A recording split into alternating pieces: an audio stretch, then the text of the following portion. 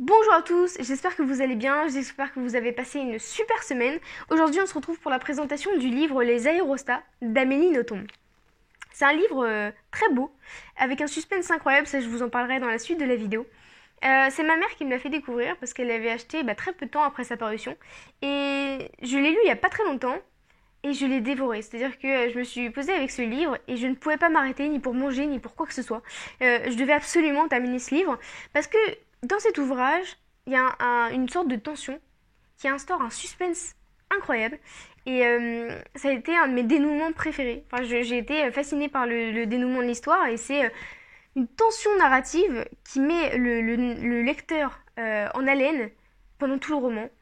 Donc voilà, c'est vraiment magnifique. J'avais quand même hésité avec plusieurs ouvrages, toujours d'Amélie Nothomb.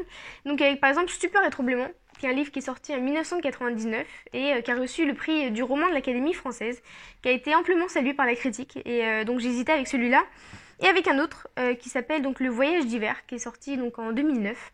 Et alors, je le rappelle, donc Amélie Nothomb, c'est une auteure qui est belge et elle va sortir. Le principe, c'est qu'elle sort un livre par an.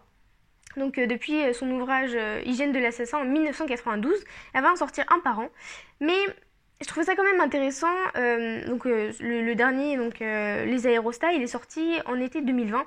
Et je trouvais ça quand même plus sympa de présenter un livre qui était d'actualité et puis qui était plus récent pour découvrir un peu l'univers de l'auteur. Petite parenthèse, je voudrais vraiment remercier les personnes qui m'ont envoyé, donc les maisons d'édition ou les auteurs, qui m'ont envoyé leurs ouvrages. J'ai tellement hâte de les découvrir. Donc le premier, c'est de la collection Énard, la maison d'édition Drakkar. Et le premier s'appelle donc Le Destin des Runes, c'est le livre 1.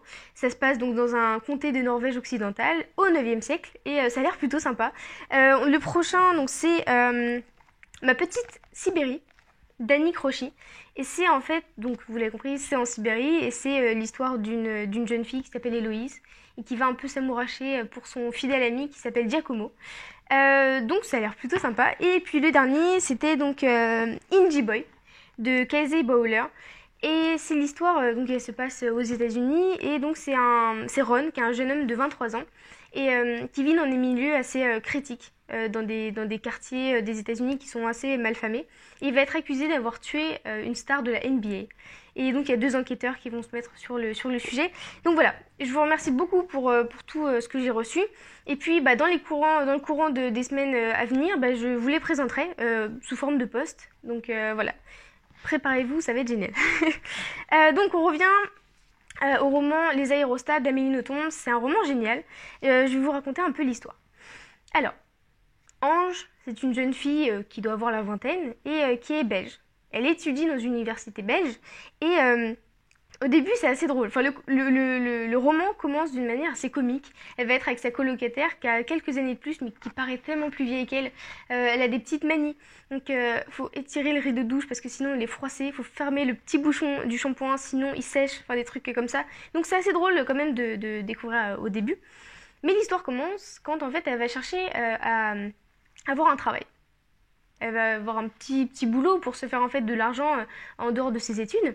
Et elle va donc recevoir une réponse d'un homme qui paraît très riche, qui travaille dans le milieu de la banque. Et elle va recevoir une petite annonce en disant: faut que vous veniez tous les jours. Tous les jours que vous soyez là pour soigner mon fils qui est atteint de dyslexie. Et elle se dit: c'est très bien payé, c'est bizarre tous les jours, mais c'est très bien payé, donc je vais y aller, je vais l'aider. Puis au début, les gens sont super bizarres, donc la famille est très bizarre.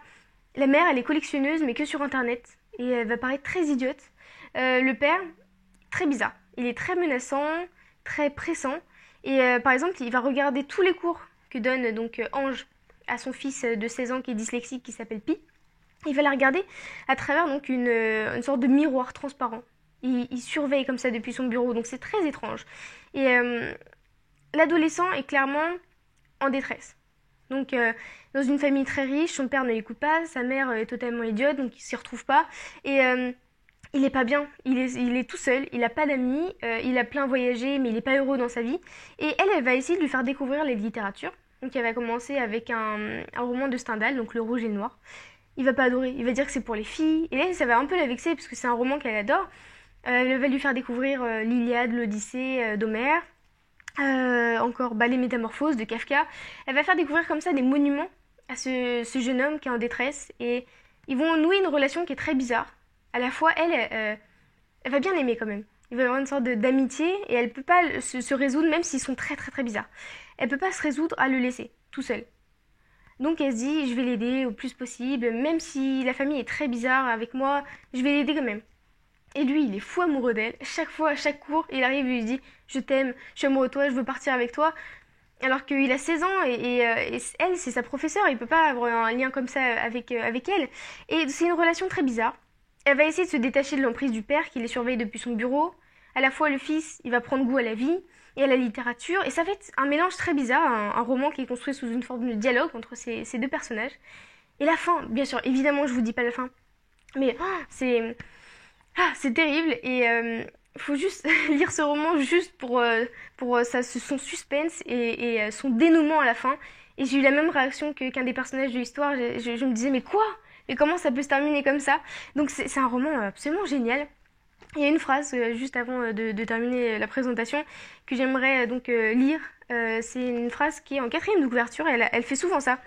Elle fait souvent des présentations où il y a des phrases qui sont marquées à l'arrière des livres. Et cette phrase-là, c'est la jeunesse est un talent. Il faut des années pour l'acquérir. C'est une phrase très belle et donc c'est une belle réflexion sur la jeunesse, sur la littérature. Et la littérature montrait à quel point elle est indispensable. C'est un jeune homme qui a 16 ans, qui est en détresse, qui a jamais lu un seul livre de sa vie, c'est pour ça qu'il est dyslexique. Et il va prendre goût. Et on va redécouvrir un peu les classiques de la littérature française, mais il va prendre goût à la littérature et on va découvrir à quel point la littérature c'est essentiel.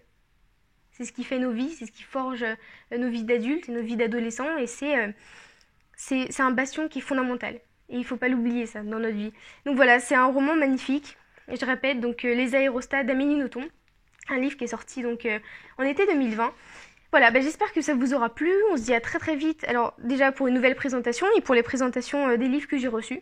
À très bientôt, merci beaucoup. Au revoir.